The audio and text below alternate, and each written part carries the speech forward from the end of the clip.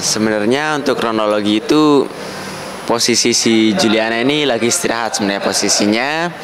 Dia lagi istirahat dan juga dia istirahat itu dia minta izin pertama ke saya.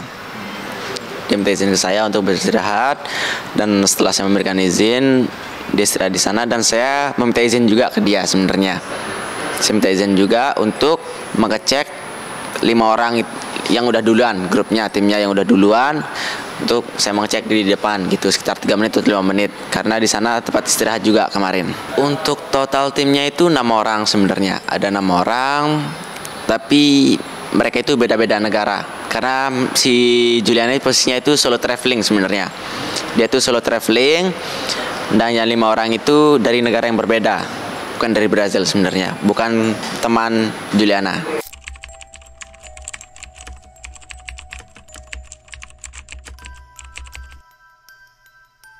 Kalau untuk hari pertama sih si Juliana itu benar-benar fit, dan untuk hari kedua saat kita melakukan pendakian ke summit, menuju ke summit, untuk pertama sih masih baik-baik aja, tapi setelah trek yang pertama, setelah 1,5 jam perjalanan, dia itu udah gak merasa capek gitu. Udah merasa capek, udah nggak fresh lagi kayak sebelum-sebelumnya gitu. Karena kita itu melakukan pendakian 3 hari 2 malam, untuk hari pertama itu kita membutuhkan waktu 7 jam. Normalnya itu 7 jam dari Sembalun via Kandang Sapi ke Pelawangan. Dan kita sempat menginap juga di sana sebenarnya. Sempat menginap dan hari keduanya baru kita lanjut ke summit. Ya sekitar jam 3 pagi kita jalan. Jam 3 pagi menuju ke summit gitu. Itu posisinya itu masih ya kurang lebih setengah perjalanan lah. Setengah perjalanan itu posisinya. Di tempat saya istirahat itu saya cukup lama menunggu di sana sekitar 30 menit dan setelah itu saya balik ke tempat terakhir Juliana ini istirahat. Tapi ternyata di sana nggak ada orang. Dan saya cuma bisa melihat cahaya senter sekitar 150 meter ke bawah. Udah di tebing itu. Kalau untuk drone sih itu bukan dari drone tim, tapi itu dari drone tamu dari Malaysia juga. Wisatawan dari Malaysia juga yang saat melakukan pendakian itu.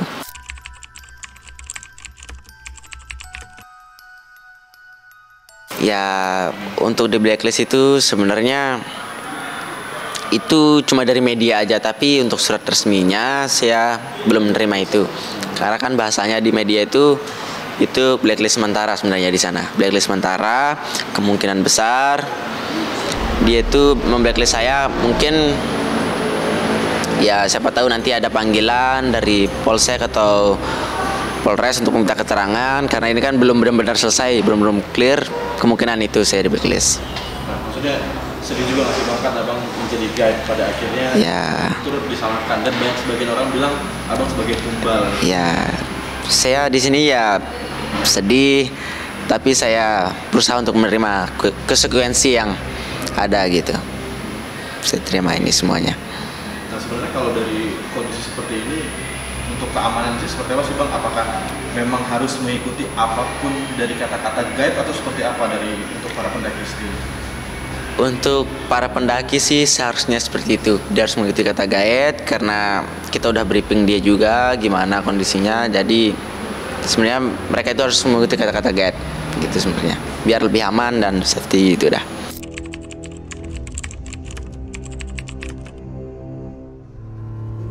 Kalau guide sih udah 2 tahun, ya kurang lebih 2 tahun. Tapi sebelumnya saya sudah melakukan pendakian itu dari kelas 5 SD dulu. Ya dari kelas 5 SD sampai sekarang. Jadi bisa dibilang dalam proses meng-guide para pendaki itu sudah sesuai prosedur juga tadi? Ya udah sesuai. Banyak yang mempertanyakan. Ya udah sesuai. Udah sesuai SOP, udah sesuai SOP sebenarnya. Udah aman. Jadi pembahasan internasional Bang, ada yang membela Abang, ada yang menghujat juga. Ya banyak sekali untuk yang menghujat itu, tapi saya terima aja karena mereka kan juga nggak tahu kronologinya seperti apa, jadi ya biarkan saja mereka menghujat saya seperti itu, tidak apa-apa, saya terima itu semuanya. Kalau untuk keluarganya sih saya sudah bertemu langsung bersama ayah Juliana dan juga saudara-saudari Juliana ini saya sudah bertemu langsung setelah Juliana itu berhasil dievakuasi setelah sampai bawah, udah sampai bawah. Dari pihak keluarga dia cuma menanyakan mereka cuma menanyakan kronologi jatuhnya si Juliana ini. Itu aja yang mereka tanya sebenarnya kemarin. Mereka sempat marah juga ke saya, emosi, tapi itu memang wajar lah karena ini musibah dan dari pihak keluarga benar-benar merasa tertekan sih, makanya mereka kayak gitu juga ke saya. Setelah Bang menjelaskan kronologinya, gimana mereka Bang?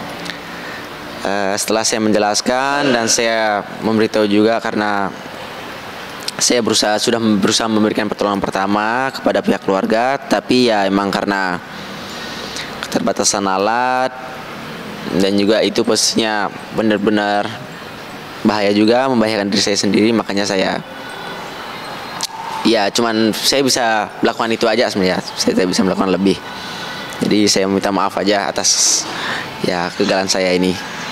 Mungkin kan Bang setelah kejadian itu dari evakuasi juga, yang tim yang lain itu dibawa turun langsung ke bawah atau seperti apa? Atau masih tetap di atas juga sambil menunggu? Kalau untuk tim yang lain, temannya mendaki Juliana ini ada yang melanjutkan perjalanan, dan ada juga yang langsung balik. Karena yang 6 orang itu sebenarnya mereka beda-beda program. Ada yang 2 hari 1 malam dan ada juga yang 3 hari 2 malam gitu. Jadi yang 2 orang itu melakukan pendakian 2 hari 1 malam dan yang 3 orang itu melakukan pendakian 3 hari 2 malam. Kalau untuk kejadian-kejadian seperti ini sih hampir setiap bulan sebenarnya terjadi di Rinjani. Tapi kita lebih sering melakukan mandiri evakuasi tanpa kita expose gitu sebenarnya. Sepertinya banyak sekali tamu yang jatuh, kakinya keselio, sempat ada yang patah juga. Itu kita lebih sering melakukan evakuasi mandiri gitu sebenarnya untuk di Rinjani. Sebagai pertanggungjawaban kita juga sebagai guide dan porter, karena tidak memungkinkan juga kalau kita harus menunggu tim rescue datang, itu bakalan lama. Jadi kita lebih baik melakukan evakuasi mandiri gitu sebenarnya. Berarti ini bukan menjadi kejadian pertama Bang ya? Ya, bukan pertama kali. Dan sebenarnya apa sih yang harus dilakukan oleh pendaki sendiri supaya benar-benar aman? Apalagi kan Rinjani itu Rinjani itu Gunung Rinjani itu bukan gunung untuk kita latihan gitu. Ya, bukan untuk pemula Rinjani ini sebenarnya. Jadi sebelum kita melakukan pendakian ke Rinjani itu kita harus benar-benar siap, mental kita itu harus siap, fisik semuanya kita itu harus benar-benar siap di sana karena ya sangat-sangat menguji banget sih di Rinjani ini sebenarnya. Tapi Bang sempat tahu juga nggak sih background Juliana ini, dia sebagai pemula atau mungkin dia sudah pernah mendaki? Kalau untuk Juliana ini, dia itu pertama kali mendaki itu emang di Rinjani. Sebelum-belumnya dia tidak pernah mendaki. Karena saya sempat mengobrol juga bersama Juliana dan itu yang saya dapatkan informasi dari Juliana ini. Berarti bisa dikatakan Juliana seorang pemula ya Bang? Ya, seorang pemula dan pertama kali juga dia mendaki. Kan banyak juga nih pada akhirnya netizen berseteru, ada yang membela Juliana, ada juga yang membela pihak Abang, katanya Gunung Rinjani itu bukan buat pemula tapi kenapa dipaksakan dan itu bukan sepenuhnya salah Abang. Mungkin Abang mereaksi itu gimana? Kalau untuk itu sih kita sudah memberikan briefing kepada si korban ini. Kita sudah menjelaskan tentang rute, semuanya kita sudah jelaskan, tapi memang dia benar-benar mau melakukan pendakian di Rinjani ini. Saya cuma menyampaikan permintaan maaf saya aja sih sebenarnya di sini. Saya minta maaf aja atas semua kejadian ini.